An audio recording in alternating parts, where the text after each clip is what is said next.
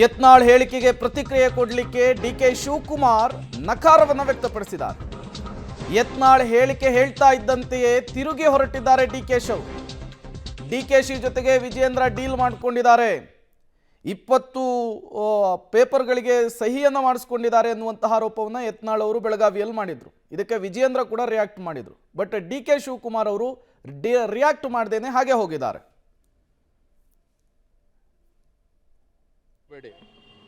ಶುಭ ಮುಹೂರ್ತಕ್ಕೆ ಕಾಯಕ್ಕೆ ಹೋಗಬೇಡಿ ಅಂತ ಏನೇ ದಾಖಲೆ ವಿಡಿಯೋಗಳಿದ್ರು ಸಹ ಬಸವಣ್ಣವ್ರ ಬಗ್ಗೆ ಮಾತನಾಡಿದ್ದಾರೆ. ಬಸವಣ್ಣವ್ರ ಬಗ್ಗೆ ಮಾತನಾಡಿದ್ದಾರೆ. ಬಸವಣ್ಣವ್ರ ಬಗ್ಗೆ ಮಾತನಾಡಿದ್ದಾರೆ. ಬಸವಣ್ಣವ್ರ ಬಗ್ಗೆ ಮಾತನಾಡಿದ್ದಾರೆ. ಡಿಕೆ ಶಿವಕುಮಾರ್ ಅವರ ರಿಯಾಕ್ಷನ್ ಅನ್ನು ನೀವು ಗಮನಿಸ್ತಾ ಇದ್ದೀರಿ. ಯಾವುದೇ ರೀತಿಯ ಹೇಳಿಕೆಗಳನ್ನು ಕೊಡದೇನೆ ಅಲ್ಲಿಂದ ವಾಪಸ್ ಆಗಿರುವಂಥದ್ದು. ಯತ್ನಾಳ್ ಆರೋಪದ ವಿಚಾರಕ್ಕೆ ಸಂಬಂಧಪಟ್ಟಂತೆ ಡಿಕೆ ಶಿವಕುಮಾರ್ ಅವರು ಯಾವುದೇ ರೀತಿಯ ಹೇಳಿಕೆಯನ್ನು ಕೊಟ್ಟಿಲ್ಲ. ಯತ್ನಾಳ್ ಅವರು ಹೇಳಿರುವಂತಹದ್ದು ವಿಜಯೇಂದ್ರ ಅವರು ಡಿಕೆ ಶಿವಕುಮಾರ್ ಅವರ ಜೊತೆಗೆ ಒಳ ಒಪ್ಪಂದವನ್ನು ಮಾಡಿಕೊಂಡಿದ್ದಾರೆ, ಡೀಲನ್ನು ಮಾಡಿಕೊಂಡಿದ್ದಾರೆ ಅನ್ನುವಂತಹ ವಿಚಾರ.